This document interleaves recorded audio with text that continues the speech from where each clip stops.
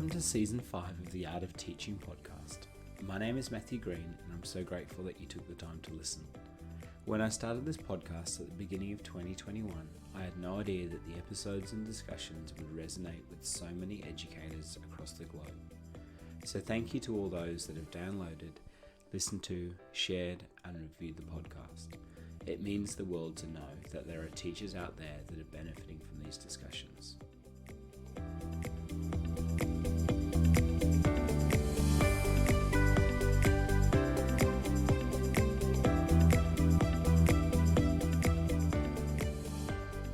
Today I have another amazing episode from an incredible educator, Dr. Hugh Chiltern.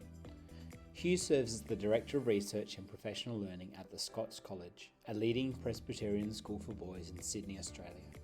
As a member of the executive team, his role is to advance the college's brave hearts, bold minds philosophy. In this wide-ranging discussion, we talked about how to build expert communities of knowledge and practice, why schools must begin to see themselves as independent research hubs, lessons from the pandemic and how we need to respond to these new opportunities, and how small acts of encouragement can significantly change the lives of young people. It was an incredible privilege to speak with Hugh. I hope that you get as much out of this interview as I did.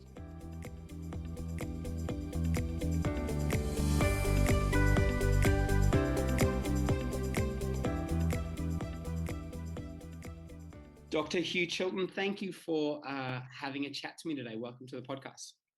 Matthew, so good to be with you. Thanks so much. It's really lovely to talk to you. You are obviously on school holidays, so I really appreciate you taking the time to check in. I've been fascinated with your work for a really long time and can't wait to get to know you a little bit better and find out some of the amazing things that you are doing. But the probably the most important question is, what's your coffee order? Depends on the time of day. I think Okay. In the morning it's a 3/4 cappuccino.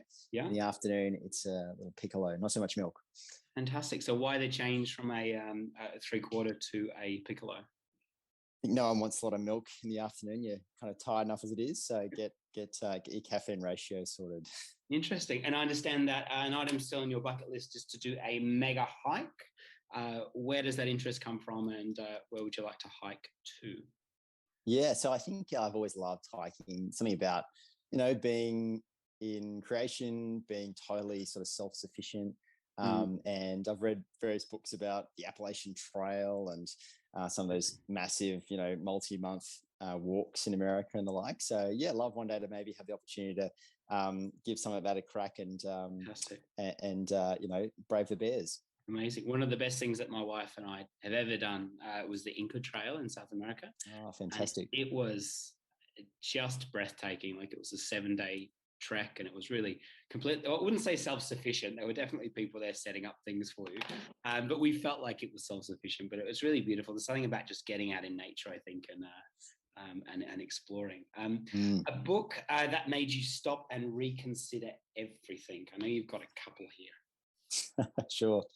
Probably I have to say, when I was 18, probably reading the book of Psalms in the Bible. But I think more recently, I've got 3 little kids, and so I read a lot of picture books. And one of them is The Very Cranky Bear. I'm sure maybe parents are familiar with that. I don't know if you've got that on your bedtime list. I'm actually looking at a copy now on our bookcase. It's one of my girls' favorite stories. But why do you? I mean, that's a broad range from the Bible to The Very Cranky Bear. So why The Very Cranky Bear? It's I love picture books. They often can communicate something really pithy. And so if the story is pretty simple, there's a group of 3 animal friends and they're playing in a cave and they disturb a bear who's very cranky and chases them away. And then they think about how they can win the bear over. And so the moose says, well, he's obviously angry because he doesn't have antlers. So I'll make some antlers. And the zebra says he's angry because, he doesn't have beautiful stripes like I do. And so she goes in with some black and white paint, and the lion struts around and says, well, obviously he doesn't have a golden mane like mine. So takes in some straw, and then they get chased out again, and the bear just says, all I want to do is sleep. And so the little sheep who's been looking on thinks about it and then shaves off some of her wool and shears it off and puts it in a little bag and makes the bear a pillow. And they're all able to, continue with their card game in the cave. So I just think it's a really sweet story.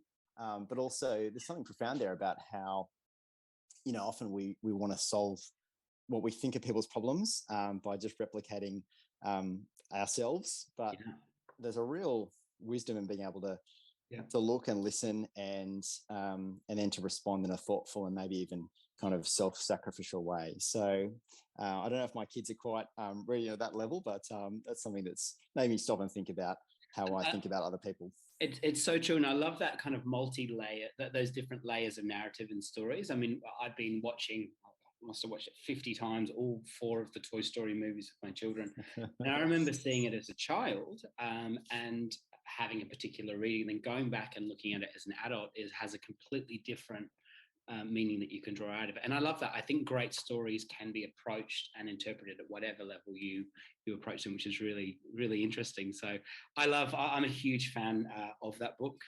Nick, I believe it's Nick Bland who's read the book. Amazing writer. If you could have a dinner party with anybody, who would be there? Of course, your wife, family, and close friends do not count in the head count. But you mentioned a couple of other people, which I thought would be really interesting. Yeah, so I'm a bit of a history buff and love reading biographies and the like. And I'd say two people I really enjoyed reading last year one was Charlotte Mason, who was a kind of late 19th century, early 20th century educational reformer in the UK, and really inspired a new approach to not just homeschooling but nature study, picture study, slowing down education so that the habits of attention and curiosity and the like are cultivated. And I just really enjoy kind of hearing her take on the world. And the other person is probably much more better known is Abraham Lincoln. I read Doris Kearns Goodwin's book, Team of Rivals, about him and his cabinet last year. And I just think he'd be a fascinating person in terms of what he endured and the fierce resolve that he had to see through his calling in his very challenging circumstances. But also, my understanding is he was a marvelous storyteller. So I think he'd be a lot of fun around a dinner table. So Charlotte Mason, Abraham Lincoln, and me. Absolutely. I think and me, if there's a spare spot, that sounds amazing. Team of Rivals is on my list of books to read. I've heard so much about it. I heard an interview with Doris a little while ago, and I thought she sounds very, very interesting. And so went and ordered the book. So can't wait to get through that. It looks like a fascinating read. Hugh, I want to take it all the way back to the beginning. So what was your upbringing like, and what are you most grateful for from your parents? Yeah, little small question. It is a huge question. Yeah. Yeah. Well, I think I had a really, really privileged upbringing in so many ways. I'm one of 4 siblings, and so we had a big, loud family, and that was a lot of fun, a lot of wrestling and a lot of adventures and so forth. My dad's a pastor, and my mum's a vet. And so we always had lots of visitors in our house, lots of different people from, all sorts of walks of life, all parts of the world, and lots of different animals as well. We lived in the country for a while. And so we had, kangaroo at one stage and frogs and all sorts of things. I think what I kind of, looking back, was most grateful for was just that sense of being engaged with people and the world, being helpful to people. I think my parents really, I could see in many ways and have seen many ways since as an adult, the way that they've cared for people.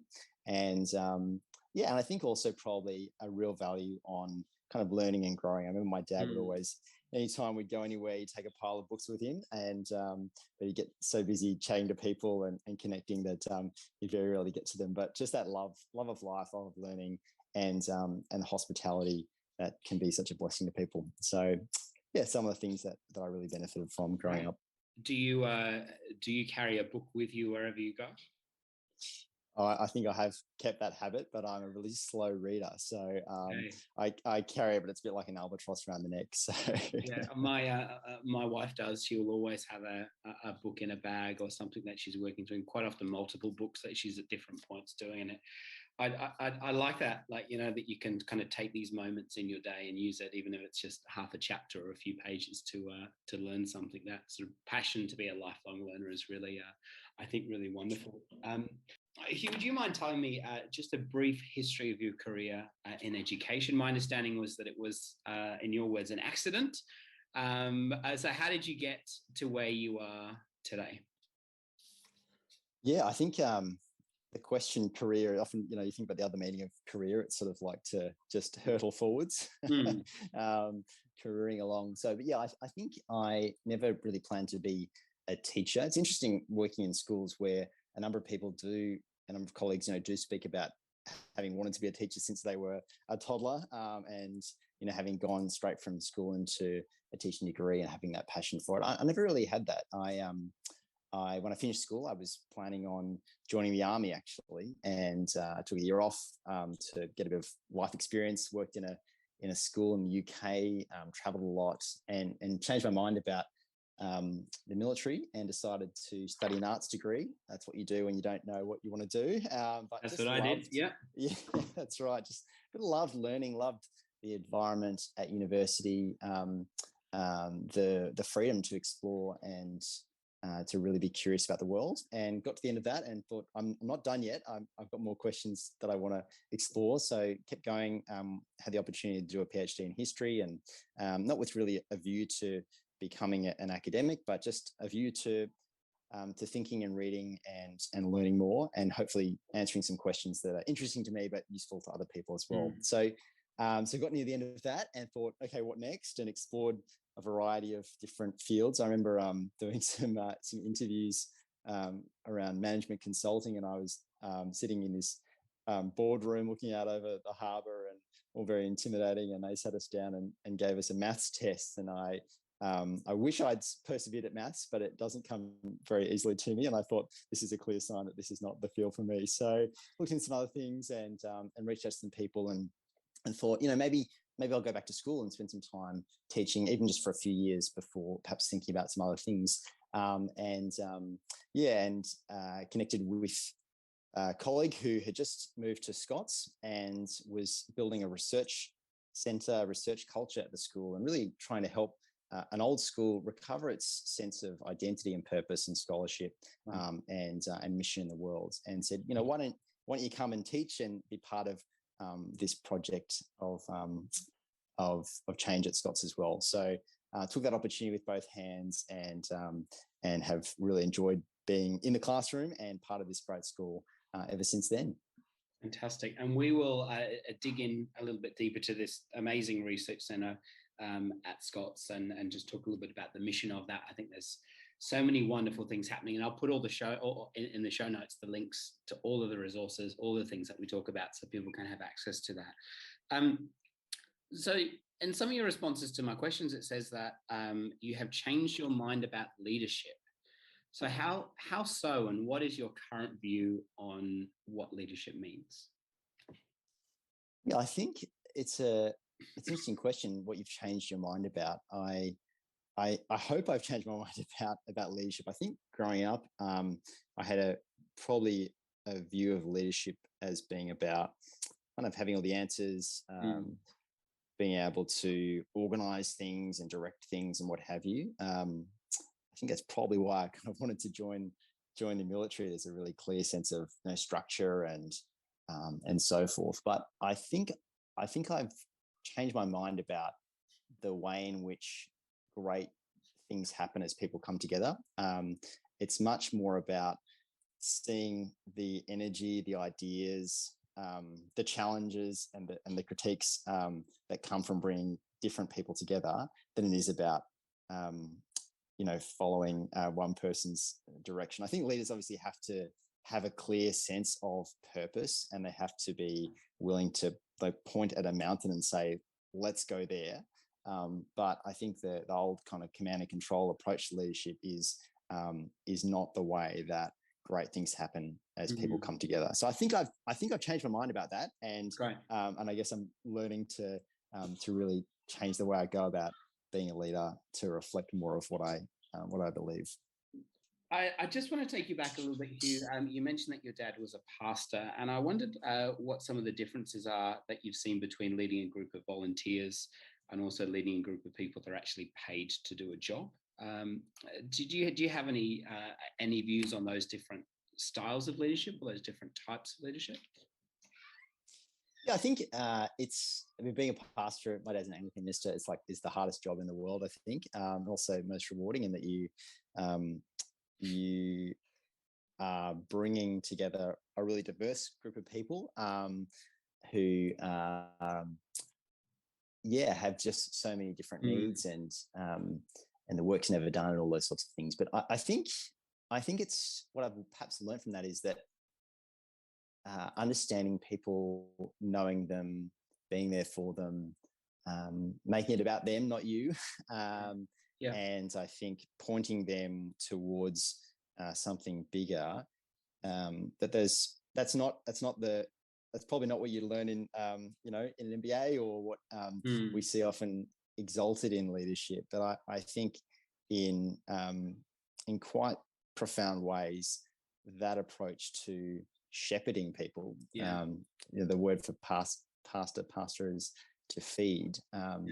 I think that has a rich and enduring legacy in people's lives. My dad sort of semi-retired earlier this year, and we had this big dinner to sort of farewell him, and just seeing all the people who he's been able to influence and generations. You think, wow, there's something profound about that vision for leadership as service. Yeah, thank you so much for answering that. I think answering that so wonderfully and so clearly, and I think it is really important to instill this sense of why and to give the people that you're leading a bigger vision, whether they be paid or on a volunteer basis. I think that's really, really important. And what a privilege from your point of view to get to see both leadership inside of a school environment and also outside. I think that's really, really wonderful. And it seems like it's really benefited your own leadership immensely, which is really lovely. So how long have you been a school leader, and what are some of the things that you love about your role? Yeah, so I've been in my current role, Director of Research and Professional Learning at Scots, since the start of 2018. And I have really loved the opportunities. I think the diversity of what I get to do in a given day or week are really energizing. So, I teach history to boys, and I tutor boys I see every day. And so there's a sense of being really at the grassroots of what we're trying to do in education, helping a 13-year-old figure out how to plan his homework schedule, or trying to explain why the Great Wall of China was built or something like that. I love the energy of the classroom and being with boys, and at the same time being able to work as part of our executive leadership team on big projects and strategic choices as an organization, and thinking about how we shape our strategy and purpose so that it is really true to our heritage and to what we're called to do into the future. And then I get to, in my role, work a lot beyond the school. So partnering with other schools and universities and industry in Australia and overseas. So I love that diversity, and it's very energizing and rewarding. Fantastic. And what are some of the challenges? I mean, obviously you have the challenges within your school and within leadership, but also more broadly in terms of being that voice in the educational community. Yeah, I think the challenges are manifold. Schools are pretty busy places, and yet they're I think it's a bit cliche to talk about the industrial model of sort of schooling, but schools run by bells and timetables and subjects and what have you, and so they're fairly fixed environments. And so I think one of the biggest challenges is kind of we increasingly recognise that we need to change the way we go about education and schooling so that it is better preparation for life for students. Absolutely. It's more engaging. It's shaping the whole student, all those sorts of things that are talked about with increasing kind of consensus. And yet the model that we have is pretty fixed, and it's really hard to change that, not just because of the kind of concrete realities there of subjects and timetables and indicative hours and all those sorts of things. But I think actually perhaps more because of the kind of mental model that we have as teachers and as students, as parents, as school leaders about kind of what school should be. And that's very deeply kind of ingrained in us. So it's ingrained in me. So I think one of the biggest challenges is how we see agency afresh, how we see opportunities, how we learn from voices and examples that are very different to our own setting, and how we think about how we might do things differently in schools. So I think that's a big challenge amongst the business, to not default to what we've always done. And I think being able to have the kind of patience and focus to take on some of those challenges, it is a real difficulty of school leadership. So how do you make sure, as a school leader, that you are constantly learning and putting yourself in a position where you are able to try new things, or you're modeling that for your team? Because we expect this from our students, but it's a little bit harder maybe when we're adults. So how do you help to create that environment where risks can be taken, where questions can be asked? Yeah, it's a good question. I think I'm somebody who likes to have a lot of new ideas floating around. I love listening to podcasts and reading books, and pre-COVID going and visiting other schools and just seeing what's going on around the place. And I'm the sort of person who will, come back and fire off some emails and, chat to someone in the corridor and say, hey, I picked up this great idea. How can we? Great. And so I think that's a real privilege of my role, that I get to be able to step outside of the day-to-day and to see what's happening elsewhere, and hopefully bring that back into our context. And I recognize that for a lot of teachers, the day-to-day is highly demanding and exhausting. It doesn't leave much space for being able to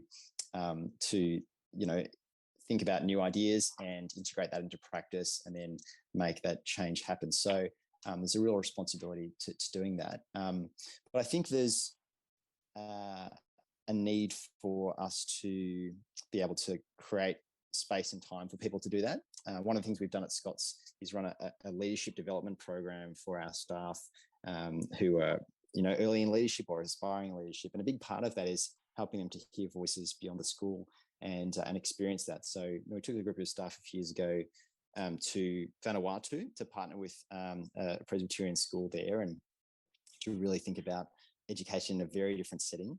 And we took them the year before that to China to see some very different schools there. And I think when you get to see different things on a scale like that, or even just going to a conference or visiting another school down the road, that can really unlock the possibility of what things could look like, and give confidence to the fact that we can have a go in our setting here.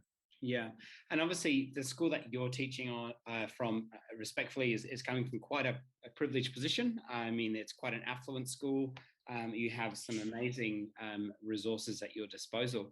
I think it's really important to do these trips and to take these wonderful educators that you get to lead out of their bubble, and also to see other contexts. Do you think that is particularly meaningful to see how other schools do things? Yeah, absolutely. I think there's nothing like seeing it happening to see how it might work. But I think one of the exciting things about the time in which we live is that the world is pretty flat.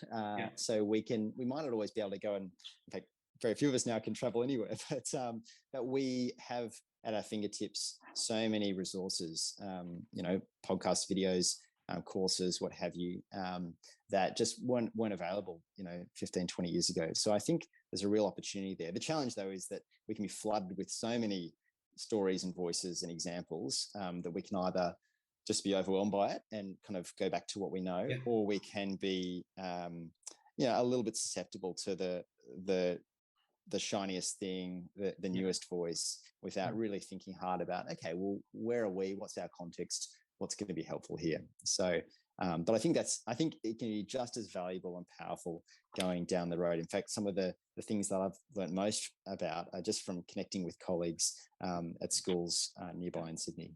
Yeah, it's so wonderful. And of course, I mean, I live in the Sutherland Shire, and we've been criticised for being in a bubble quite often.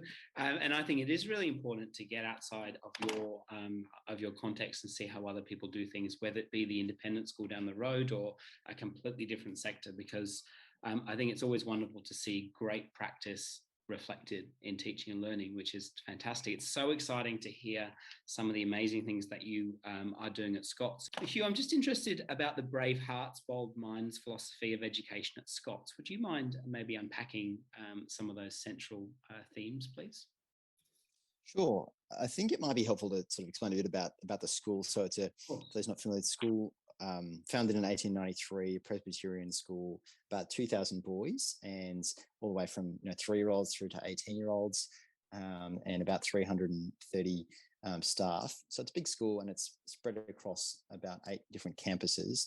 And our principal, Dr. Ian Lambert, when he arrived in 2007, really was instrumental in shaping up a kind of common, coherent picture of the purpose of a Scots education and the journey that we want to see boys go on over their time with us. So I think at the heart of that phrase, brave hearts, bold minds, is kind of a vision for human formation in the particularities of a boys' school. So it's about seeing boys not just kind of proceeding through a lockstep educational process and popping out the other end with a piece of paper and a ticket to the next thing, but really seeing this as a special time of adventure, of challenge, of moving towards a place of courage and conviction in the world.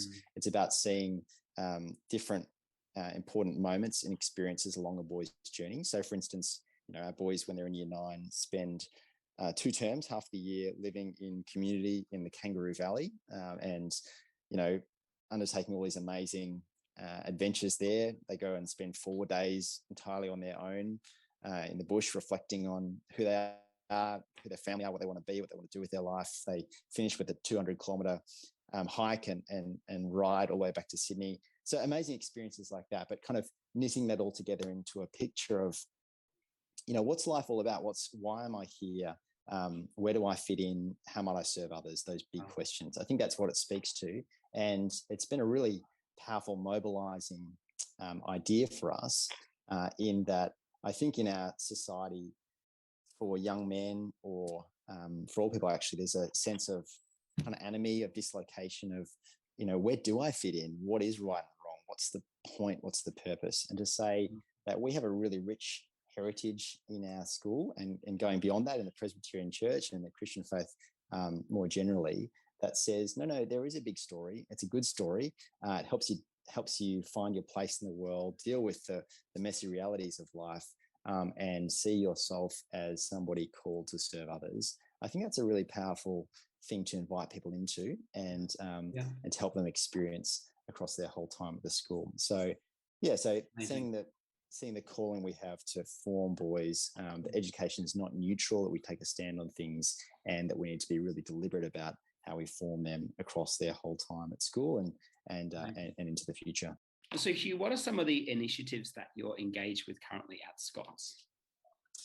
So we've got a research office at Scots, which we're really privileged to be able to resource. And the purpose of that is to help the school to really be engaged with new ideas coming from elsewhere, but also creating what we talk about as a community of knowledge, practice, and formation within the school. So what does that mean? That's really about helping our teachers to be engaged with new currents of ideas from elsewhere in terms of the best work going on in universities and seeing how that's applied in industry, communities of practice, and really developing expertise in their own work as those in the vocation of formation. And so we run a range of programs for staff to help them engage in research. So all of our staff are part of little action research teams called Teaching for Character, in the Teaching for Character program that we run, where we'll take one of the qualities that we want to see our boys develop. So it might be humour or honour or or adventure or something like that, and really think about not just how do we deliver the curriculum or how do we implement particular pedagogies, but how do we design learning experiences that are deliberately and authentically moving students towards maturity in one of these character qualities. So, for instance, in my own area in history, we last year were looking at how we might help boys to appreciate the value of service. And so the boys engaged with our local Returned Servicemen's League and researched students and family members who've been serving in the war, and then created a speech to deliver at their local RSL's Remembrance Day service and reflect on what does it mean to value service at this stage in their lives. That's really cool. Really so special. Projects like that, and then we also work with universities and other schools on bigger projects. So we're part of something really interesting at the moment around boys and the use of boys and the world of new and emerging technologies, and how technology is shaping learning relationships in schools. That's with a bunch of boys' schools around the world and University College London. And so really interesting to see how we might design research that is really responsive to the particular context that we're in.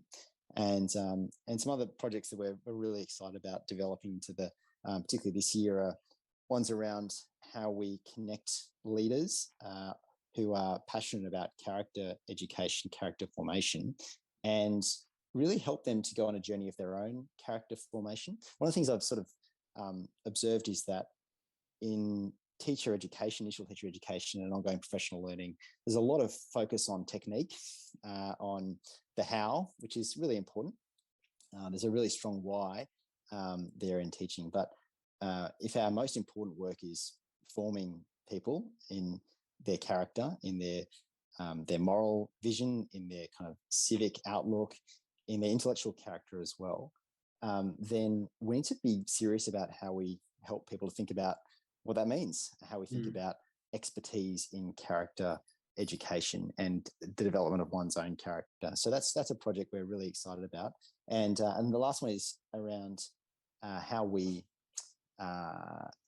how schools take more ownership of their kind of scholarly identity. So we've been running this research office at Scots for almost a decade, and a number of other schools in the last little while have started research institutes or offices or things like that themselves. And we think there's a really interesting phenomenon here where schools at a grassroots level are asking questions that are relevant to them, are generating new knowledge, are partnering, are experimenting, and are really kind of taking back some ownership of themselves as learning communities, not just delivering expertise that's generated elsewhere, but being part of that conversation in rich ways. So we're really interested in what that might mean for the future of education, what it might mean for the retention of teachers who are part of communities that are really interested in questioning, in rigorous research, in experimentation and so forth, and are able to speak back to universities and policymakers as well. So done some really interesting things, gathering some of those schools together in a sort of research invested schools network, and looking forward to studying that phenomenon with some partners at the University of Newcastle over the rest of this year. So there's some of the things we're working on, and really again trying to see how we might create new models for education in our setting, and using the resources and the opportunities that we have here, and encouraging others to be part of that as well. So it's a really exciting year ahead, and some great ways in which we hopefully might pursue the kind of the founding vision of Scots, which was higher learning for the common weal. So the idea that we're to do more than just what schools are meant to do. We're to pursue higher learning, and we're to do it not just for ourselves, but for the common weal, for the common good, for the kind of flourishing of society. Hugh, I want to be respectful of your time. Just have a couple more questions. You mentioned that you want your legacy to be a legacy of little interactions of encouragement and hope. What do you mean by that? I think when we are reflecting on our lives, we don't talk about, when people reflect on their lives, they don't talk about the things they've achieved. They talk about the people that they've been with. David Brooks, in his book, The Road to Character, talks about the difference between the resume virtues and the eulogy virtues. And I think that's a salient way of putting it. And so, so my hope would be that people Great. that I've interacted with have felt encouraged. I think that's a rich word that we use perhaps a bit casually, that not only people have been cheered on, but been given courage.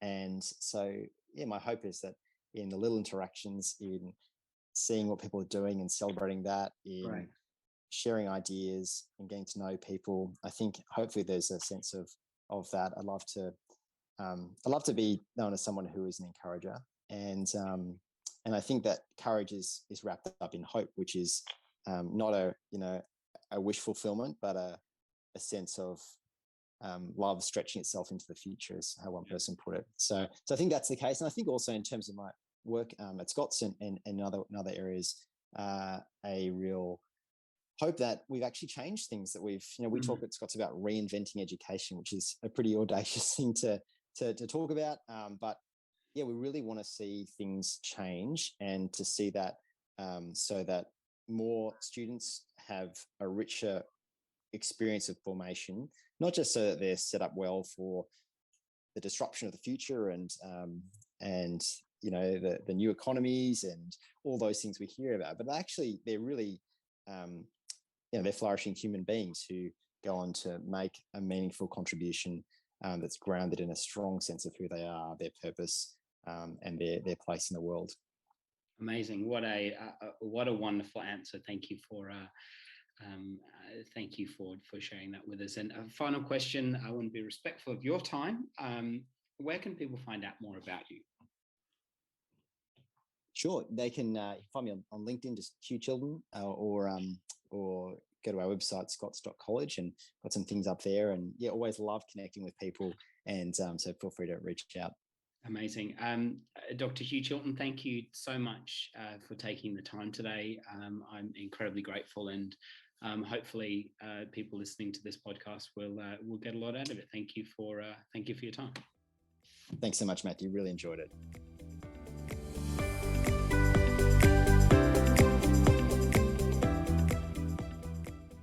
Thank you for taking the time to listen to the Art of Teaching podcast today. I hope that you, like me, got some valuable insights out of our discussion. For show notes, please visit theartofteachingpodcast.com. I've one favour to ask. If you could please head to the iTunes page of the podcast and rate and review the episode.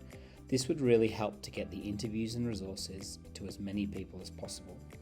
Also, I've created a private Facebook group so that we can continue the discussion after each episode. The link is in the show notes. Thank you again for listening, and until next time.